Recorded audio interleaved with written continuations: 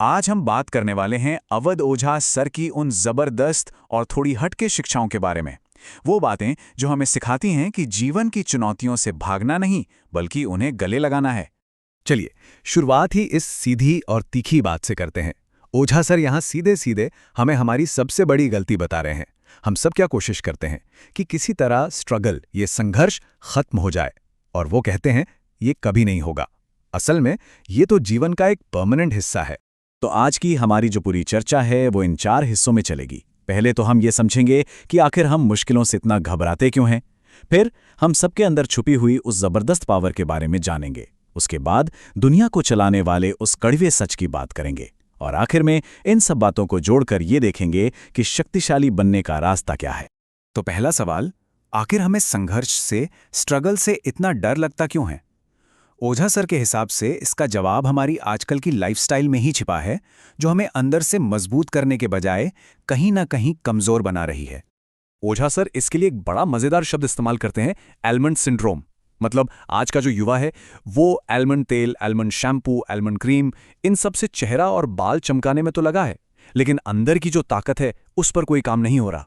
ये जो बाहरी दिखावे का नशा है ना, ये एक बहुत बड़ा भटकाव है जो हमें असल मुद्दों से कोसों दूर ले जाता है। अब ये स्लाइड बहुत जरूरी है। यहाँ संघर्ष और अभाव के बीच का फर्क समझना होगा। ओझा सर बिल्कुल साफ कहते हैं कि अगर किसी के पास कोचिंग की फीस देने के या अच्छी किताबें खरीदने के पैसे नहीं हैं, तो वो संघर्ष नहीं, वो अभाव है, यानी रिसोर्सेज की कमी है। संघर्ष तो वो चीज है जो शक्ति पैदा करती है, जो हमें बनाती है, जबकि अभाव सिर्फ एक कमी है। इन दोनों को एक ही मान लेना बहुत बड़ी भूल है। चलिए, अब प्रॉब्लम से हटकर उस जबरदस्त क्षमता की बात करते हैं जो हम सबके अंदर मौजूद है। लेकिन कमाल की बात यह है कि हम में से ज्यादातर लोग उसे इस्तेमाल ही नहीं कर रहे हैं। कभी सोचा है कि हमारा दिमाग, हमारा ब्रेन एक दिन में, सिर्फ एक दिन में कितना कुछ प्रोसेस कर सकता है? उसकी असली कैपेसिटी है कितनी? ये सवाल अपने आप में ही चौंकाने वाला है। जी हाँ, 800 गीगाबाइट। ये कोई मजाक नहीं है। ओझा सर के कैलकुलेशन के हिसाब से ये हमारे दिमाग की हर रोज की पोटेंशियल पावर है। सोचकर देखिए, आजकल 512 जीबी का फोन भी कितना बड़ा लगता है ना? और यहाँ हमारा दिमाग हर रोज 800 जीबी की शक्ति पैदा कर रहा है। अब ये आंकड़ा आया कहाँ से? इसका गणित बहुत सीधा है।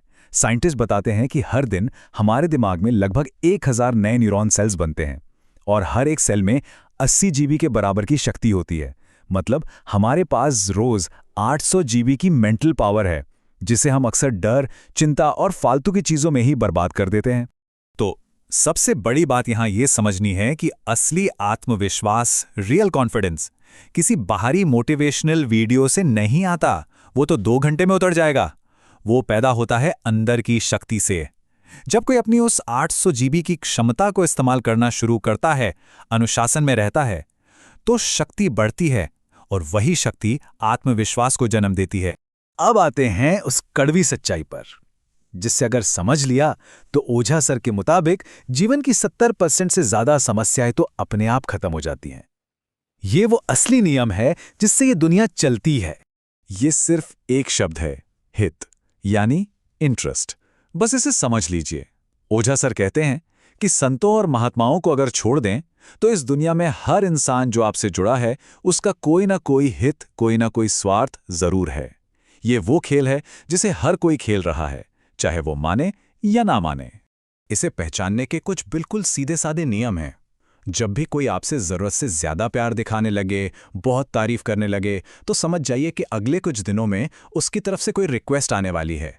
जब कोई आपको आपके फायदे गिनाने लगे, तो मान लीजिए कि उसमें उसका अपना फायदा सबसे पहले छिपा है। इस खेल को समझ लेने से इंसान इमोशनल फूल बनने से बच जाता है। तो ठीक है, हमने समस्या समझ ली, अपनी अंदरूनी ताकत को जान लिया, और दुनिया कैसे चलती है ये भी देख लिया।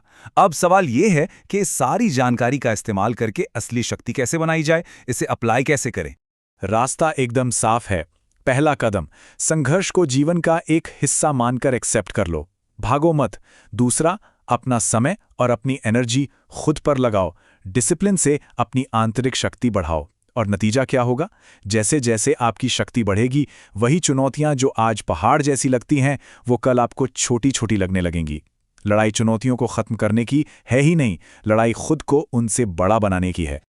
और शक्ति सिर्फ शारीरिक या मानसिक नहीं होती, वो सामाजिक भी होती है।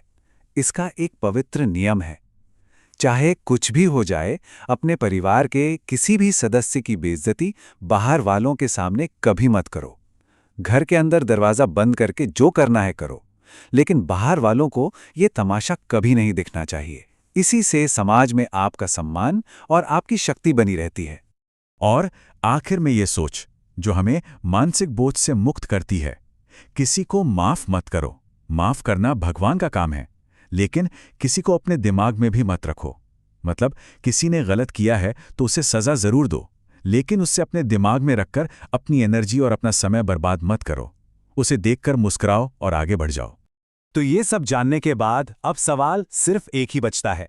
अगर ये बात तय है कि संघर्ष जीवन से कभी नहीं जाएगा, तो आज से, अभी से अपनी शक्ति को बढ़ाने के लिए पहला कदम क्या उठाया जा रहा है?